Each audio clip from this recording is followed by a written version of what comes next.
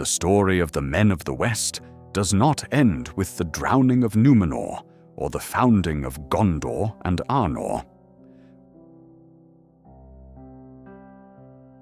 While Elendel's sons established their realms in the north, a darker legacy took root in the sun-drenched harbors of the south.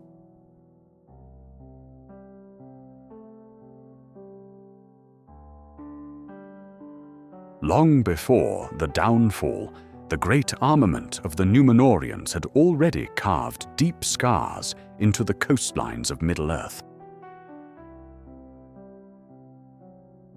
These were the colonies, vast stone-hewn bastions of power that served as the primary instruments of Numenorean imperialism.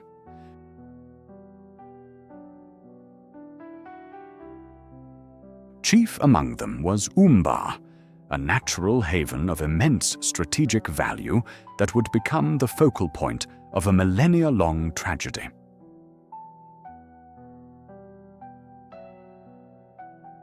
In the early days, Umbar was a testament to Numenorean engineering and maritime supremacy. It featured a massive harbor sheltered by a great promontory where the kings of the sea docked their golden-sailed ships.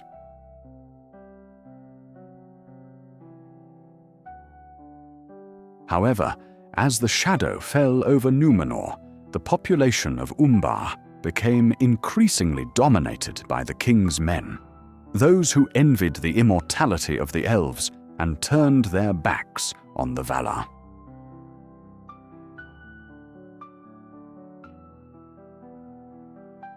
When ar-pharazon, the Golden, landed here to challenge Sauron, the city witnessed the absolute peak of Numenorean pride. After the Great Wave destroyed their island home, the survivors in Umbar didn't repent.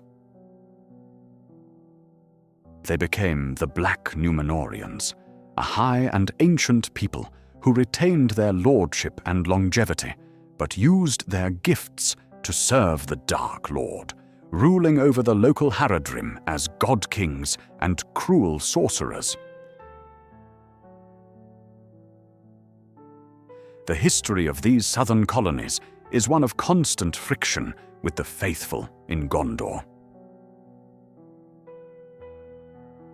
While Pelargir stood as a beacon for those loyal to the elves, Umbar remained a thorn in the side of the heirs of Isildur.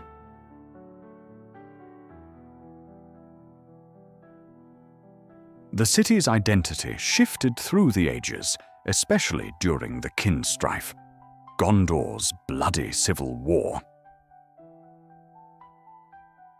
When the usurper Castamir was defeated, his sons and their fleets fled to Umbar, merging their Gondorian naval expertise with the existing Black Numenorean culture.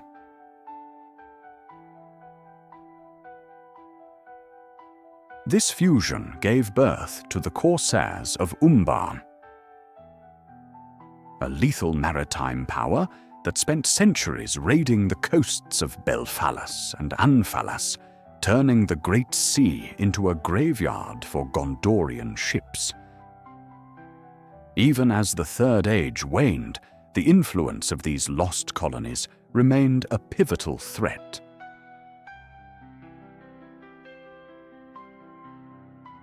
The presence of the Corsairs forced Gondor to divide its strength, defending its coasts rather than focusing entirely on the gates of Mordor.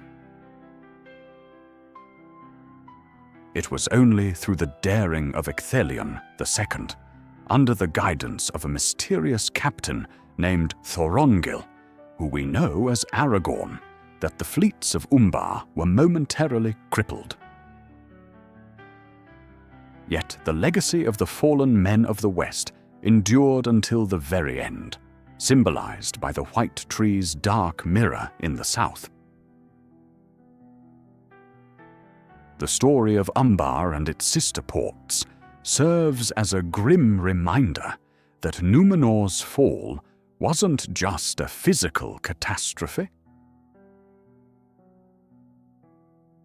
but a spiritual one that divided the race of men into those who sought to preserve the light and those who chose to rule in the dark.